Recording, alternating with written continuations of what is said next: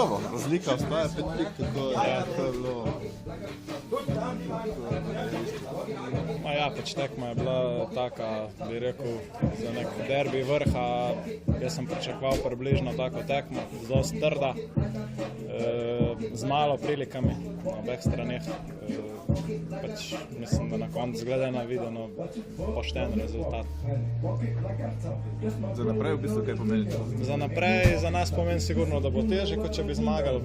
Razlika je 5 točk, vemo, da oni do zdaj so malo točk izgubili. Za pričakovati ni, da jih bojo ne vem koliko zdaj izgubili.